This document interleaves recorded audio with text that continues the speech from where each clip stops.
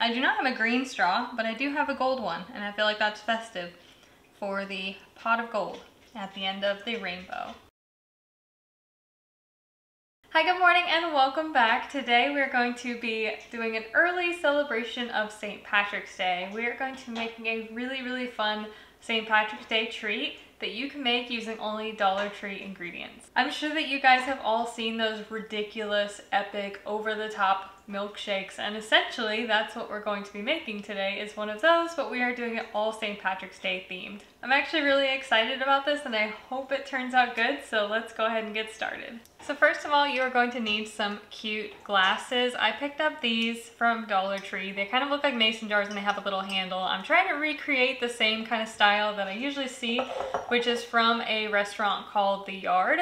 And they do these really big over-the-top milkshakes. Now they charge $18 for one of those milkshakes. So we're definitely cutting the price significantly by doing it at home, and it's still a really fun treat that you can even get the kids involved with. Now I made something like this last summer for my stepkids and they absolutely loved it. And at that time I used small cups to kind of keep the sugar minimal. I think I only filled them up like about this much, but put whipped cream and stuff on top. They'll never know the difference. You will also need ice cream, and yes, you can buy ice cream at Dollar Tree. It's these little pints here. The number one ingredient in these is actually milk, not cream. The second ingredient is cream.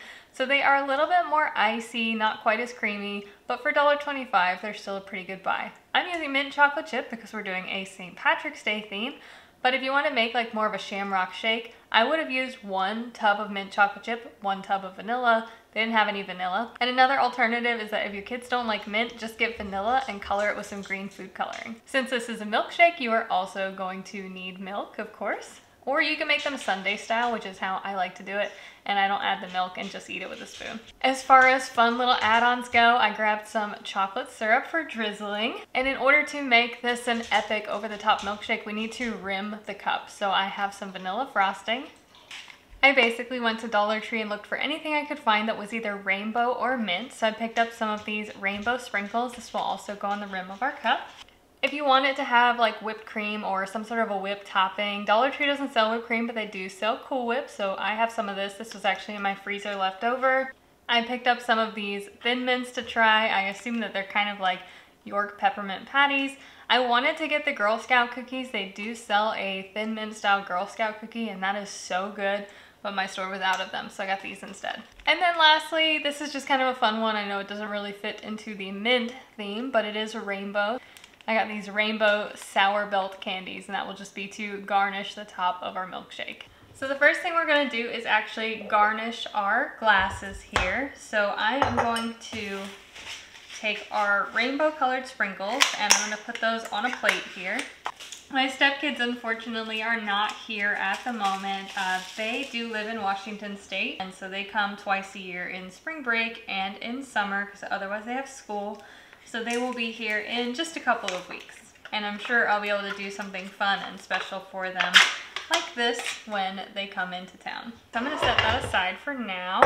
And we are just gonna be working on our glass here. I have my vanilla frosting and I'm gonna take some on a knife and you're gonna kind of spread it around the mouth of the jar.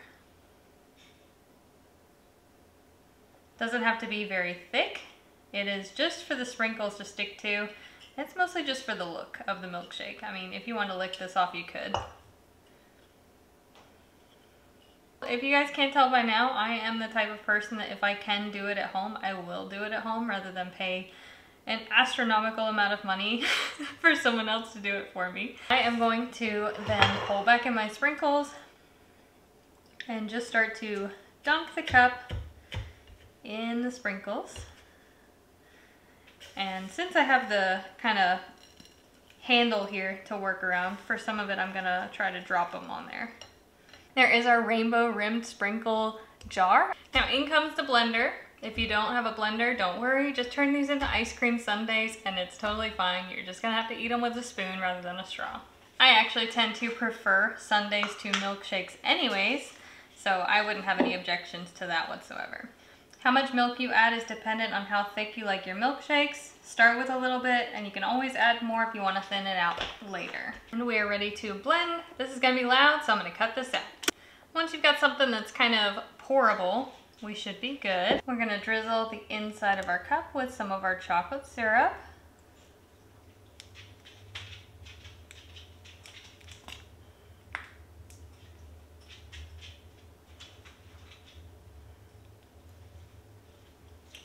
And pour in our milkshake. Actually, these 2 pints of ice cream didn't even fill up 1 cup. Or this 1 pint of ice cream didn't even fill up 1 cup.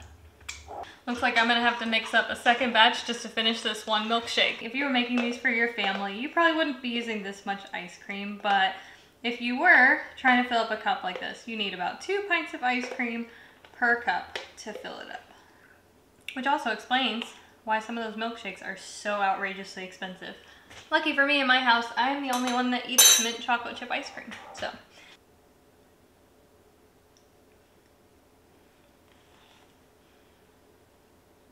Stick in one of our little peppermint patties.